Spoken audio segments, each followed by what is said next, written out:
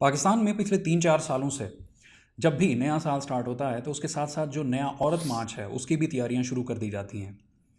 जो औरत मार्च के हवाले से डिफरेंट ऑर्गेनाइजेशंस हैं और जो विमेन राइट्स के लिए जो एनजीओज़ हैं, ऑर्गेनाइजेशंस हैं, ये सब मिलकर एक नए एजेंडा के ऊपर काम करना स्टार्ट कर देते हैं कि इस साल 8 मार्च को हमने किन हुकूक की बात करनी है और किस एजेंडा को लोगों के सामने रखना है। और इसी हवाले से जो डिफरेंट कैंपेन्स होती हैं वो अपने सोशल मीडिया पेजेस के ऊपर भी स्टार्ट कर देते हैं। तो इसी तरह जो औरत मार्च के रेलेवेंट एक सोशल मीडिया पेज था, उसकी एक पोस्ट जो थी मुझे काफ़ी इंटरेस्टिंग लगी।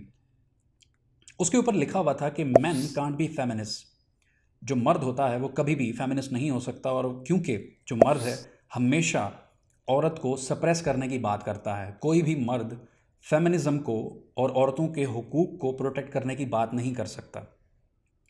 और अगर कोई मर्द ऐसा करता भी है, अगर वो औरतों के हुकूक की बात करता है और उसको प्रोटेक्ट करने की बात करता है और फेमिनिज्म को सपोर्ट करता है, तो वो सिर्फ और सिर्फ किसी प्रिविलेज या किसी बेनिफिट को अवेल करने के लिए करता है, क्योंकि जो मर्द की फितरत है वो औरतों के हुकूक को सप्रेस करना है।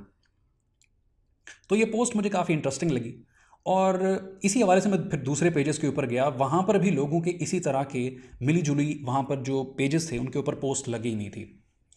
तो मेरे जहन में एक सवाल आया, क्या वाकई इस पेट्रियार्कल सोसाइटी के अंदर, जिसको औरतें कहती हैं कि पेट्रियार्कल हैं और इसके ऊपर मर्दों ने कब्ज़ा किया हुआ है और अपने अपनी तर्ज के ऊपर डिज़ाइन किया हुआ है, जिसके अंदर औरतों के हुकूक को हमेशा पामाल किया जाता है, तो अगर मर्द सारे ही फेमिनिज्म के ख़िलाफ़ हैं, औरतों के हुकूक के बिल्कुल ख़िलाफ़ हैं, तो इस पेट्रियार्कल सोसाइटी के अंदर जिसके ऊपर मर्दों का कब्ज़ा है इस टाइम पर, वहाँ पर फेमिनिज्म का वर्ड एग्जिस्ट ही कैसे कर सकता था।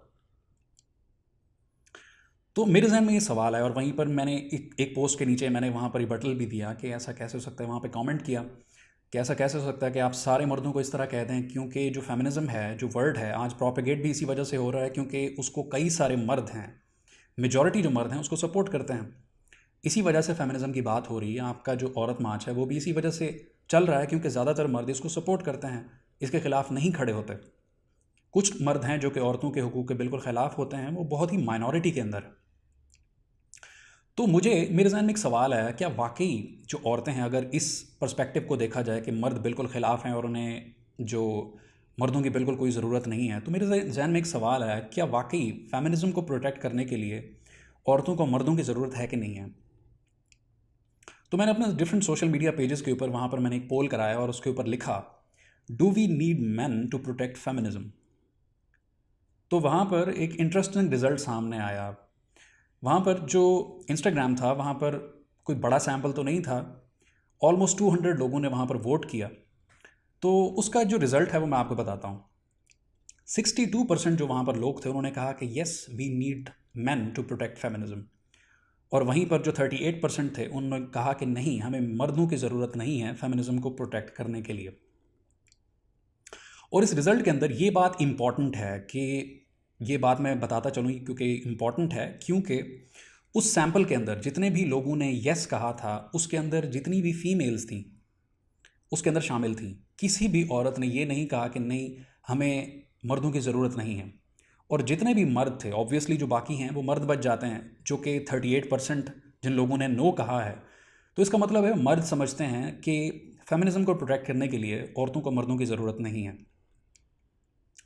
तो इससे एक इंटरेस्टिंग जहन में एक आइडिया आता है कि क्या ऐसी ही बात है, अगर ये सोसाइटी जो है, अगर ये सारी डिज़ाइंड ही पेट्रियार्कल है और मर्दों का इसके ऊपर कब्ज़ा है और मर्द जो हैं औरतों को हमेशा सप्रेस करना चाहते हैं, उनसे उनका हक छीनना जानते हैं और कोई भी इसको सपोर्ट करने की जो है ख्वाहिश नहीं रखता, तो क्या वाकई जो औरतें हैं बग़ैर मर्दों के मर्दों से ही अपने राइट छीन सकती हैं, क्योंकि मर्द उनसे फिज़िकली स्ट्रांग है।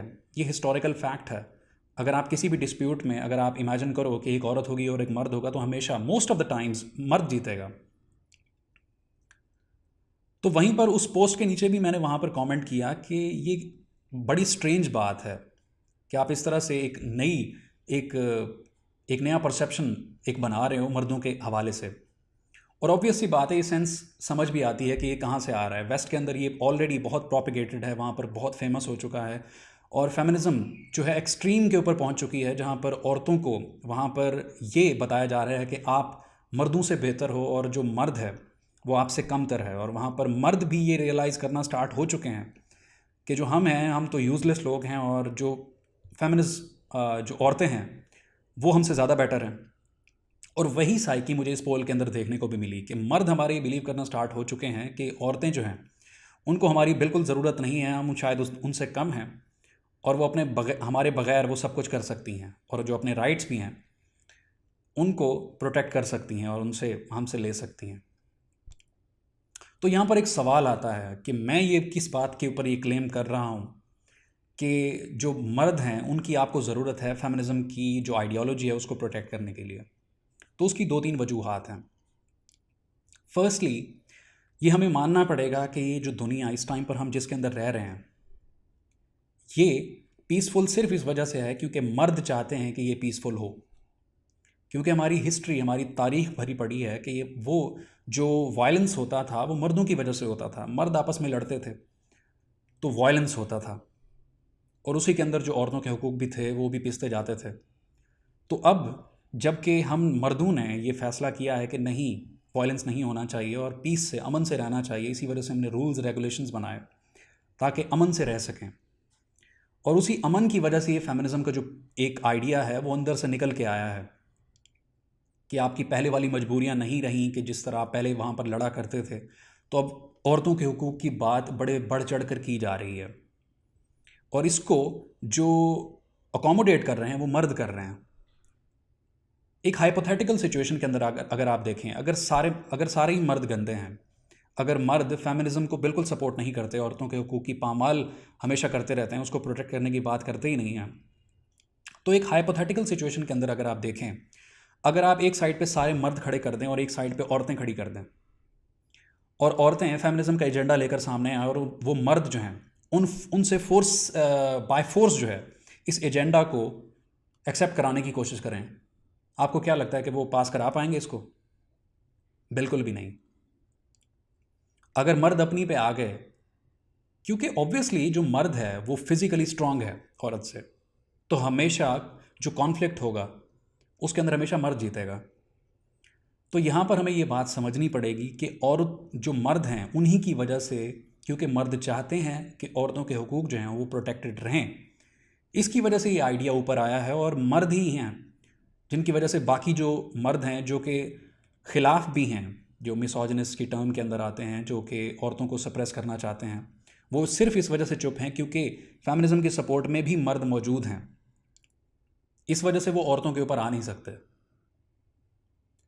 तो ये जो आइडिया है ये आहिस्ता आहिस्ता पाकिस्तान के अंदर फिर प्रोपेगेट होता जा रहा है कि जो फीमेल सुपीरियॉरिटी है, विमेन सुपीरियॉरिटी के जो औरतें हैं उनको मर्दों की ज़रूरत नहीं है, अपने आप ही कर सकती हैं। नहीं, ये आपका भरम है, क्योंकि ये जो दुनिया है इस टाइम पर एक सेफ़ प्लेस बन चुकी है।